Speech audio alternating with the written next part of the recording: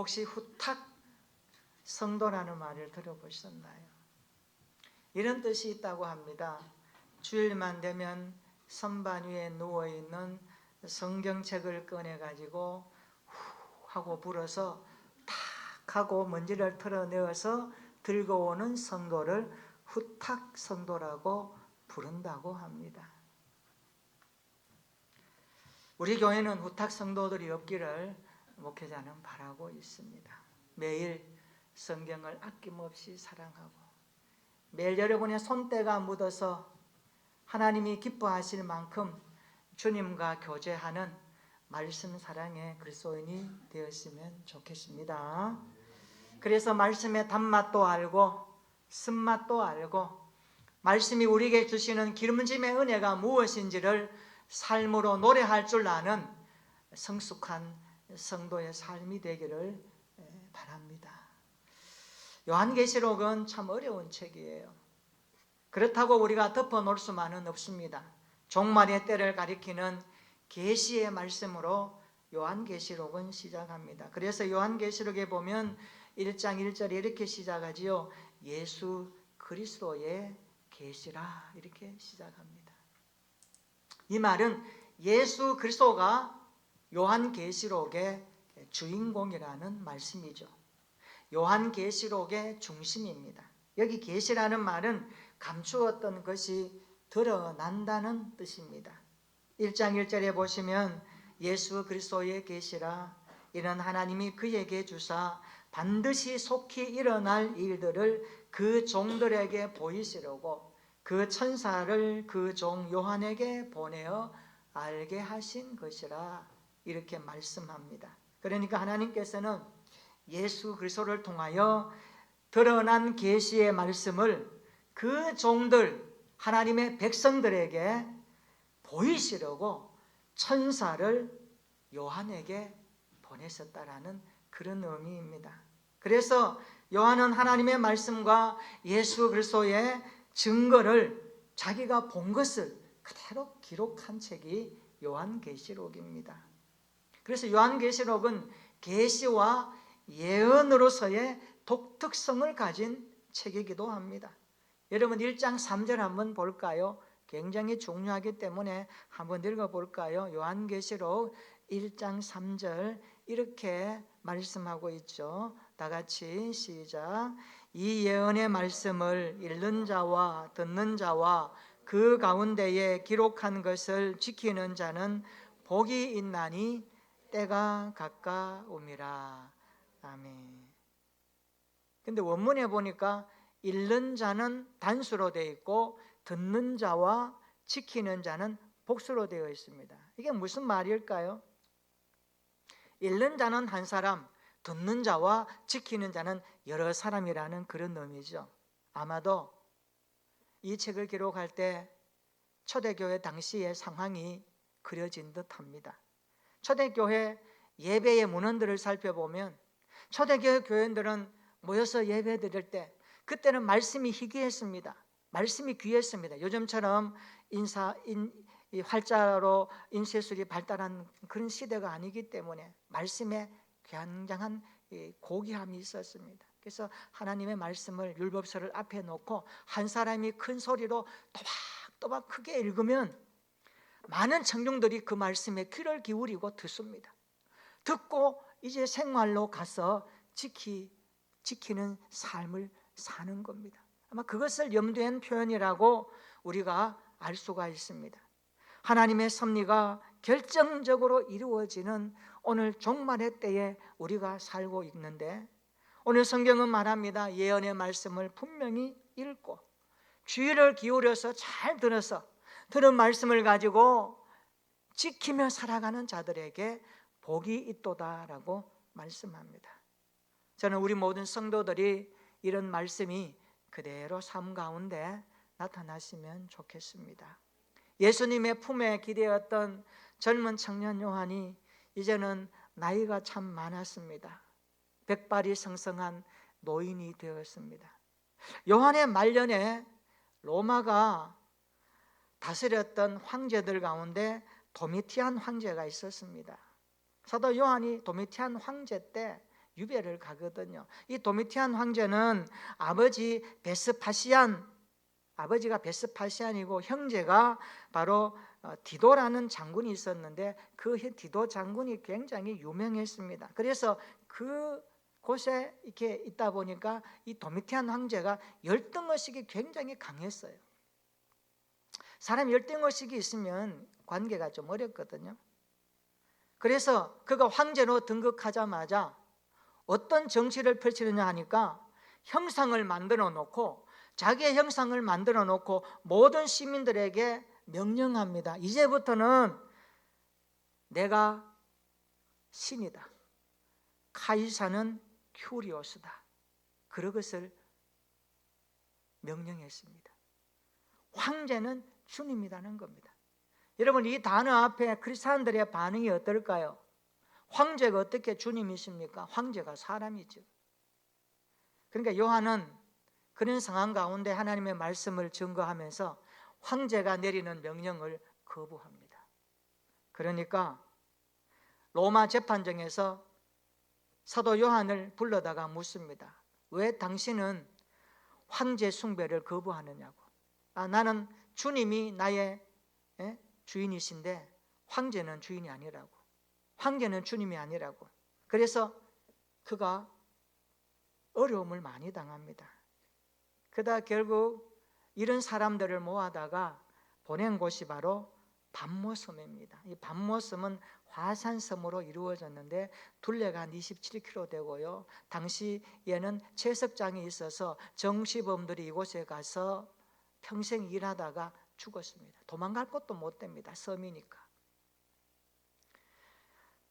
그런데 사도 요한은 그 밤모섬에 유배되어 가서 있었는데 어느 날 사도 요한에게 성령 하나님께서 그를 불러 올리시죠.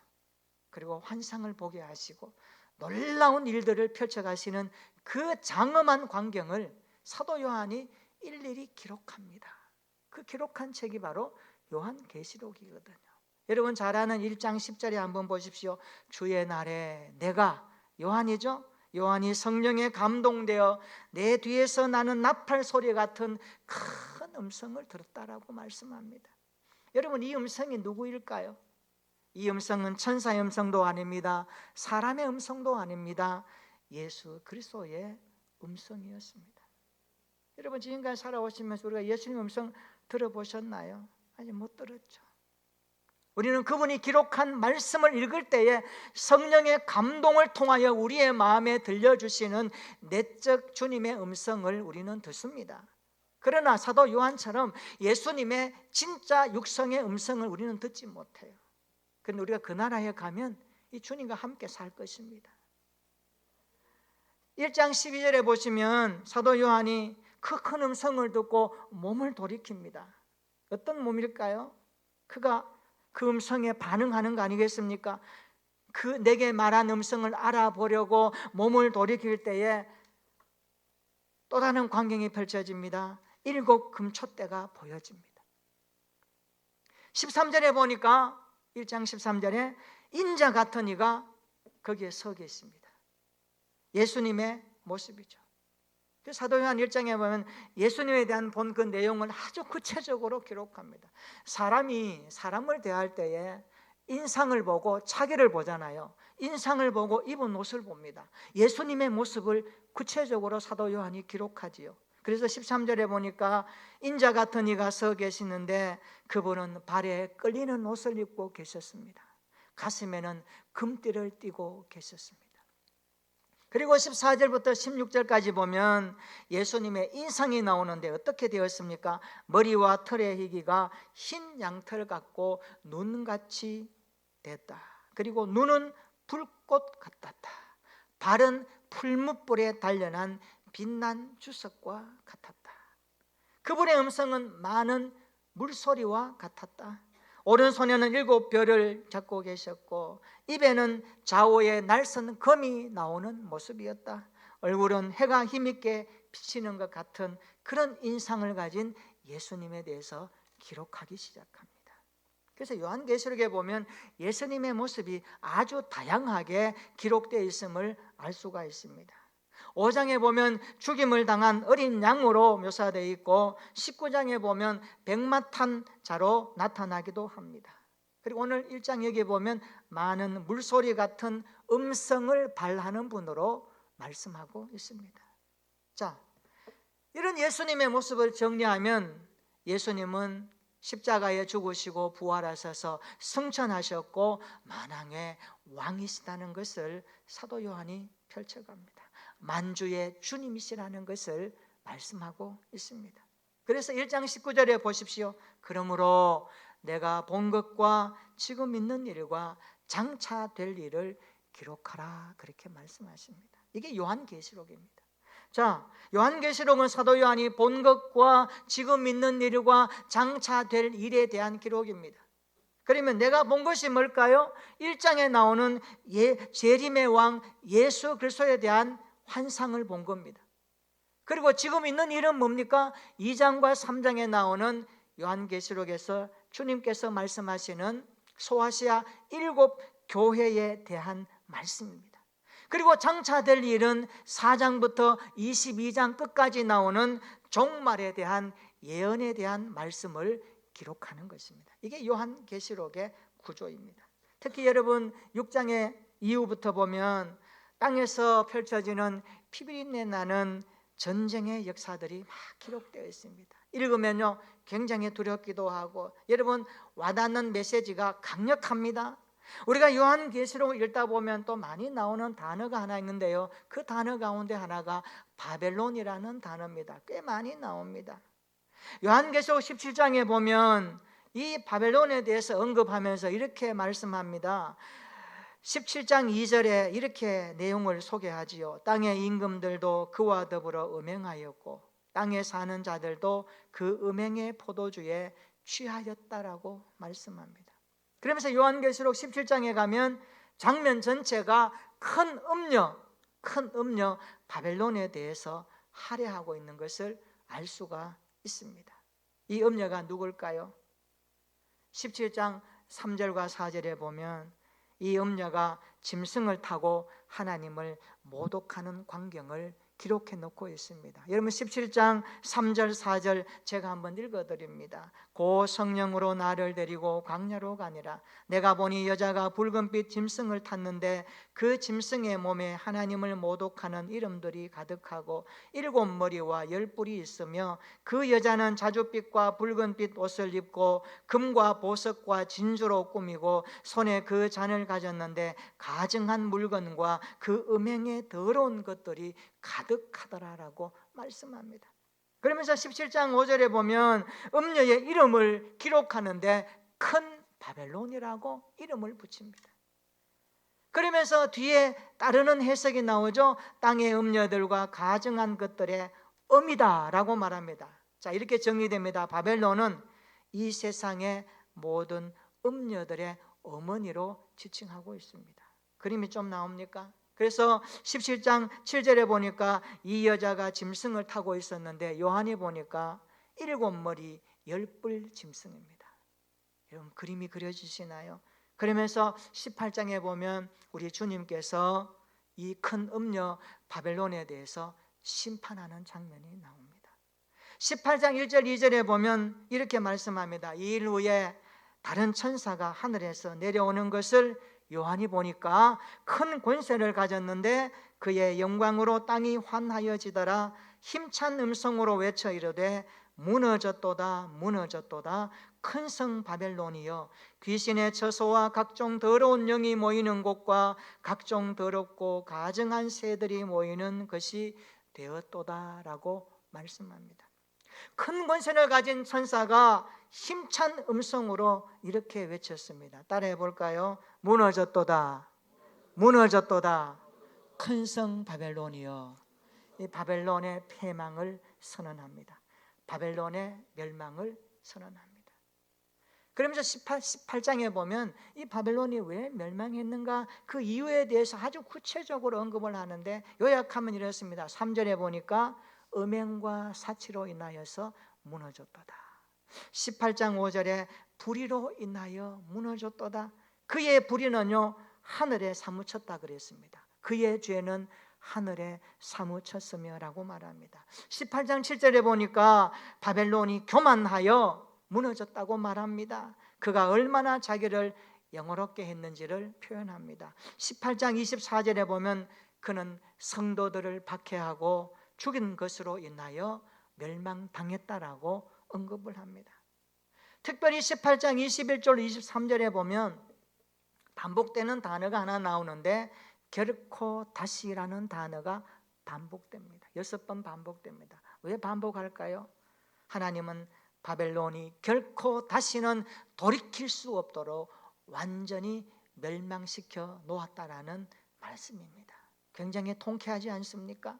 큰 음녀 바벨론이 멸망하는 것을 보면서 오늘 우리는 세상의 멸망을 볼 수 있어야 합니다. 바벨론의 화려한 세상 문명이 한순간에 무너진다는 것을 알아야 됩니다. 그래서 우리가 보기에는 아주 화려하고 사치스럽고 탐욕스러운 것들이 많은 이런 세상이지만, 그러나 하나님을 빼고 보면 하나님을 대적하는 세상의 문화와 구조는요, 언젠가는 무너질 수밖에 없다는 것을 알고 살아야 됩니다. 그래서 성도는 세상에 우리의 모든 것을 두면 안 됩니다. 이 세상을 살아가지만, 세상 속에 그리스도인이지만 세상과 다르게 살아야 됩니다. 세상 따라가다가 세상과 함께 멸망하면 안 된다는 것입니다. 오늘 18장에 보면 하나님은 확실하게 갑작스럽게 돌이킬 수 없도록 바벨론을 무너뜨리시겠다라는 약속을 우리에게 해주고 계십니다. 그러면 이 바벨론 문화가 어디서 시작되었는가? 시간을 많이 거슬러서 구약성경 창세기 11장에서 바벨탑 문화에서 시작됨을 성경은 언급합니다. 우리가 바벨탑 아시죠? 바벨탑 사건 이후에 창세기 12장에 보면 믿음의 조상 아브라함이 부름받는 광경이 나옵니다. 바벨탑 11장에 보면 바벨탑 문화가 어떤 것인지를 성경은 한 구절로 이렇게 기록합니다. 하늘에 닿게 하여 우리의 이름을 내고 온 지면에 흩어짐을 면하자. 그들이 탑을 쌓아서 꼭대기를 하늘에 닿게 하여 누구 이름 냅니까? 우리 이름을 내자. 그리고 온 지면에 흩어지지 말고 똘똘 뭉쳐서 모여서 우리의 문화를 만들어 갈 것을 그들은 의기투합했지만 하나님이 그것을 용납하지 않았습니다. 언어에 문제가 생기게 했고 소통이 안 되게 해서 그들은 흩어지게 되었습니다. 이게 바벨탑 문화의 출발입니다. 여러분, 바벨탑 문화는요, 하나님을 도전하는 자기 영광을 위한 문화입니다. 이것을 세속 문화라고 이름을 붙입니다. 하나님에 의해 창조된 인간이 피조물의 자리를 이탈하여 자기 이름을 내고 꼭대기까지 높아지려는 교만함의 상징으로 바벨탑 시간을 우리에게 가르쳐 줍니다.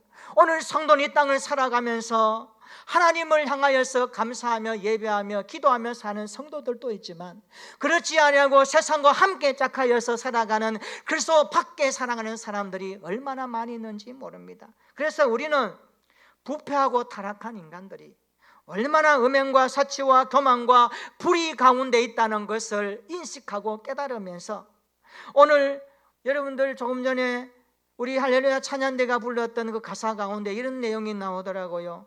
간교한 입술, 더러운 마음. 이게 뭡니까? 이게 바벨탑과 바벨론의 문화가 지향하는 인간 본질의 죄성을 가진 특징 아닙니까? 얼마나 사람들은 간교한 입술과 더러운 마음으로 살아가는지 모릅니다. 이것에서 돌이키는 것이 성도요, 세상 가운데서 살아낼 우리의 삶의 모습인 것을 말씀합니다.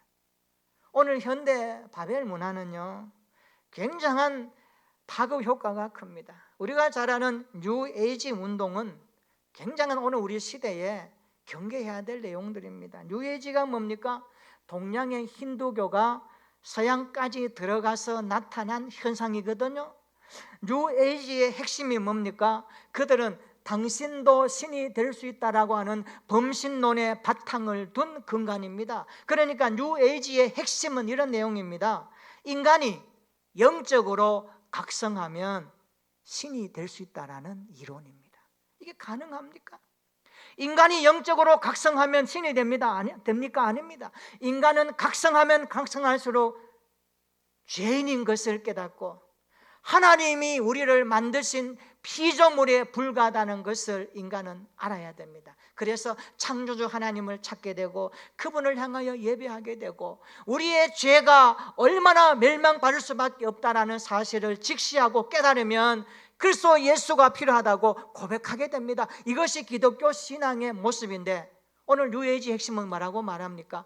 당신도 영적으로 각성하면 신이 될 수 있다. 인간이 하나님의 자리를 넘본다는 겁니다. 이게 문화의 현상이고 오늘 우리가 살고 있는 세상 가운데 널리 퍼져 있는 환경입니다. 여러분, 이런 가운데 살아갈 때에 오늘 요한계시록에 말씀하는 이 내용이 우리의 삶과 동떨어진 어떤 이야기입니까? 결코 그렇지 않습니다. 오늘 말씀을 통해서 우리의 눈을 열어 우리의 사고와 생각과 모든 것들이 성경에 입각한 주의 사람으로 잘 재편되고 펼쳐지고 정리되는 그런 은혜가 있기를 주님의 이름으로 축원합니다. 인간 중심의 인류 박해적인 문화, 반물질적인 정신 문화는요, 오늘 사람들에게 마인드 컨트롤이라든지 자기 최면이라든지 자기 암시라든지 요가라든지 명상이라는 것을 통해서 하나님의 자리에까지 올라갈 수 있다라고 부추기는 문화가 오늘 바벨론 문화입니다. 세속 문화입니다. 우리 예수 믿는 사람들 이런 문화 가운데 늘 같이 살 수 있죠. 우리가 세상을 떠나서 살 수 없습니다. 그래서 기독교 가치관과 기독교 인생관과 기독교 세계관이 굉장히 중요합니다. 내가 왜 사는가? 어디를 향하여 가는가? 내가 지향하는 삶의 가치의 중심은 뭔가?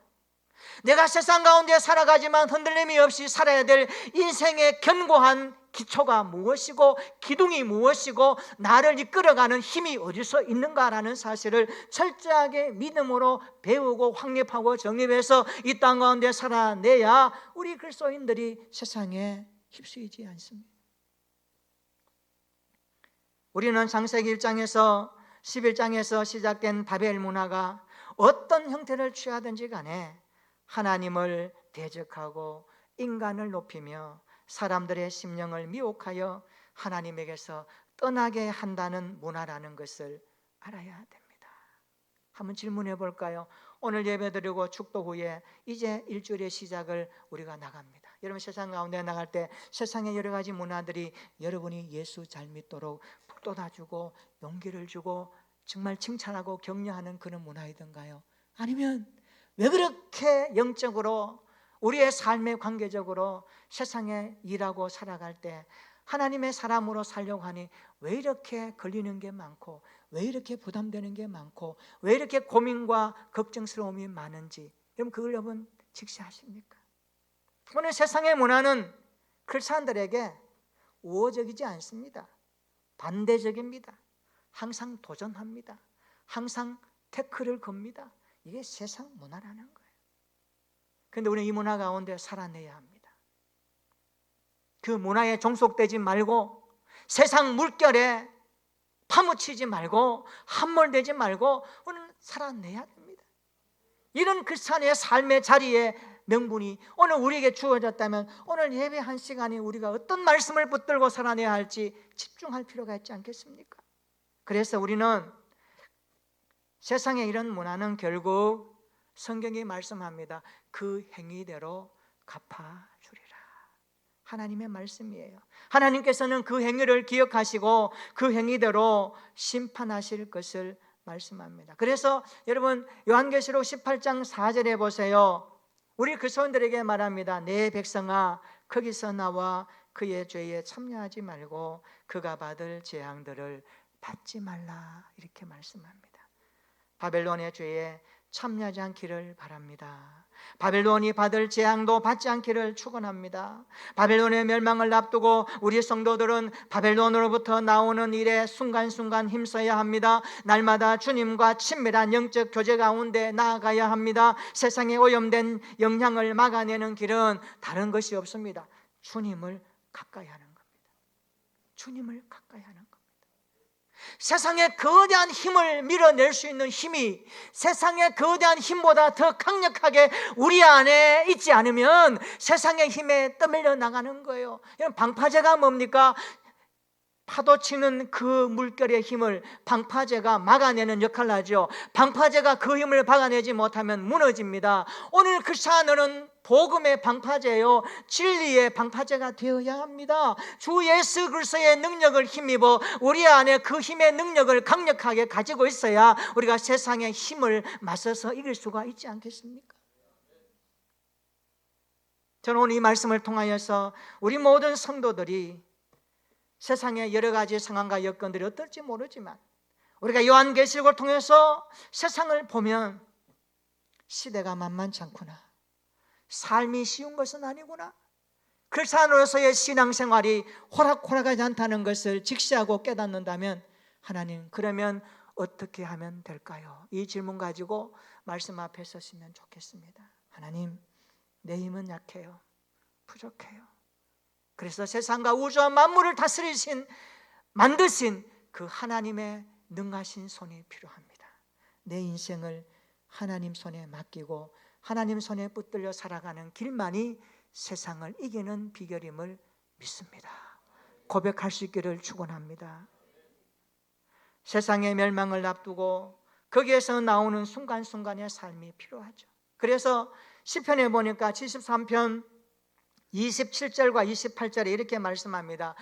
주를 멀리하는 자는 망하리니 음녀같이 주를 떠난 자를 주께서 다 멸하셨나니 하나님께 가까이함이 내게 복이라. 내가 주 여호와를 나의 피난처로 삼아 모든 행적을 전파하리다. 그렇게 말씀합니다. 주님을 가까이 할 수 있기를 바랍니다. 날마다 주님과 친밀한 정을 쌓아가는 겁니다. 큰 음녀 바벨론을 심판하셨으니까 오늘 본문이 들어있는 19장에 오면 이제 어린 양의 혼인잔치가 펼쳐지는 광경을 기록합니다. 어린 양과 성도들이 나오고요, 본문에서는 각기 신랑과 신부로 소개되면서 여기 신랑과 신부는요, 메시아와 교회에 분리할 수 없는 친밀한 관계를 상징하고 있습니다. 연합을 상징하고 있습니다. 구약에 보면 하나님이 이스라엘의 신랑이라고 묘사하는 것이 참 많습니다. 그리고 신약에 보면 그리스도가 교회의 신랑으로 묘사합니다. 그래서 교회는 그리스도의 신부입니다. 교회를 이루고 있는 저와 여러분들은 예수 그리스도의 신부라는 것을 사도 바울은 가르쳐주고 있습니다. 오늘 본문의 말씀은요, 어린 양의 혼인잔치를 내다보면서 부르는 노래입니다. 이런 노래를 하죠. 할렐루야, 우리 주 하나님 곧 전능하신 이가 통치하시도다. 우리가 즐거워하고 크게 기뻐하며 그에게 영광을 돌리세. 아멘. 어린 양의 혼인잔치에 여기 보면 깨끗한 신부가 등장합니다. 신부의 웨딩드레스는 깨끗함의 상징 아닙니까? 정결함의 모습 아닙니까? 어제 우리 교회 청년이 결혼식 했는데 예쁜 웨딩드레스 입은 모습, 정말로 신부가 입은 아주 고결한 정결함의 상징으로 입는 옷 아닙니까? 이것이 보여주는 모습이 뭘까요? 오늘 성도들의 모습을 투영해주고 있습니다. 교회는 그리스도의 신부입니다. 교회는 그리스도의 신부입니다. 7절 한번 보세요. 오늘 7절에 말씀합니다. 그의 아내가 자신을 준비하였으므로 라고 말씀합니다. 주님의 신부된 교회가 준비할 것이 있다고 말씀하는 내용이죠. 무엇입니까? 깨끗한 신부로 준비해야 된다는 말씀입니다. 우리 자신을 깨끗한 신부로 준비하여 살아가야 한다는 말씀입니다. 어떻게 준비해야 될까요? 8절에 구체적으로 말씀합니다. 우리 8절 한번 읽어볼까요? 자, 오늘 본문 요한계시록 19장 8절입니다. 시작. 그에게 빛나고 깨끗한 세마포 옷을 입도록 허락하셨으니 이 세마포 옷은 성도들의 옳은 행실이로다 하더라. 아멘. 여기 세마포 옷이 나옵니다. 세마포 옷 입고 올 뭡니까? 성도들의 옳은 행실이라고 해석해 줍니다. 그러면 성도들의 옳은 행실이 뭔가? 여러분, 그런 질문이 들어가겠죠. 세마포 옷이 성도들의 옳은 행실이라는 말을 잘못 이해하면 우리가 착한 일을 해서 구원받을 자격을 획득하는 것처럼 비춰질 수 있는데 그것은 바른 해석이 아닙니다. 우리는 오직 예수 그리스도의 십자가 구속의 은혜로만 구원받았습니다. 믿습니까? 우리는 오직 우리의 행위로 구원받지 못합니다. 우리의 행위는 처절하게 죄의 값으로 사망의 행위입니다. 우리의 행위는 결코 어렵지 못합니다. 우리의 행위는 심판받아 마땅한 삶입니다. 그럼에도 불구하고 우리가 행위로 구원받지 못하기 때문에 하나님의 아들 그리스도가 이 땅에 인간의 몸을 입고 오셔서 죄 없이 십자가에 달려 죽으시고 부활하셔서 믿는 자에게 구원의 주가 되어주셨고, 이것을 마음으로 믿도록 성령이 오셔서 우리의 마음에 두드리고 들어오셔서 믿음을 선물로 주셔서 믿음으로 고백하고 예수님을 받아들이게 하셨고, 그 하나님을 아빠라고 부르짖는 구원의 은혜를 주셨으니 우리가 하나님의 자녀가 된 것입니다. 이 은혜가 여러분의 가슴 가운데 살아 펄펄 뛰기를 주의 이름으로 축원합니다. 구원만 생각하면, 십자가만 생각하면, 은혜만 생각하면 가슴이 미어지도록 뜨겁고 감격적인 여러분의 삶이 되기를 축원합니다. 이것이 살아있는 성도의 본질적 모습입니다. 오늘 사도 요한은 우리에게 세마포 성도들의 옳은 행실인데, 이것은 구원받은 이후에 우리가 주님의 도우심으로 구원의 열매를 맺어야 된다는 것을 함축하고 있는 말씀입니다. 여러분, 신부가 신랑을 기다리는 동안 준비할 것이 참 많죠. 그래서 복음서에 보면은 보라 신랑이로다 할 때에 이스라엘의 결혼 풍습을 이야기하면서 일주일 넘게 계속되는 결혼 그 풍습 가운데 신랑이 올 날이 가까운데 이 신부들이 뭘 준비합니까? 기름을 준비해야 되는데 미련한 처녀는 기름등을 준비했는데 모자랐어요. 슬기 있는 처녀는 준비해서요 끝에 신랑을 맞이합니다. 주신 메시지가 뭡니까? 너희도 이와 같이 신랑이로다 말하는 그날까지 거룩한 신부답게 교회답게 준비하고 살아야 할 것을 요구하는 말씀 아닙니까? 여러분, 주님의 신부된 교회는 신랑 되신 주님이 다시 오실 때까지 준비하며 살아야 됩니다. 그것이 무엇일까요? 순결입니다. 거룩입니다. 우리가 주님 앞에 서는 날까지 교회의 본분은 거룩입니다. 성도의 본분은 순결함이요 거룩함입니다. 이것을 지켜가시기를 축원합니다. 거룩과 순결이 없으면 아무리 교회가 크고 화려해도 결코 세상의 변화를 이끌지 못합니다. 주님이 펴주신 깨끗한 세마포 옷을 입고 순결한 거룩한 삶이 되기를 예수님의 이름으로 축원합니다. 생각이 순결하고 말과 행동이 순결할 수 있기를 바랍니다. 태도가 순결한 삶이 되시기를 바랍니다. 거룩을 지켜가는 우리 교회가 되기를 바랍니다. 순결한 삶을 이어가는 성도의 모습이 되시기를 축원합니다. 그래서 요한계시록 14장에 보면 어린 양이 시온산에 있었어요. 그와 함께 이마에 입맞은 14만 4천 명이 함께 서 있는 광경을 사도 요한이 봅니다. 그런데 이마에 입맞은 자 그들을 향하여서 성경은 이렇게 말씀합니다. 그들은 순결한 자들이다. 그들은 속량함을 받은 자들이다. 그들은 하나님과 어린 양께 속한 자들이다. 요한계시록 14장 4절에 언급하고 있습니다.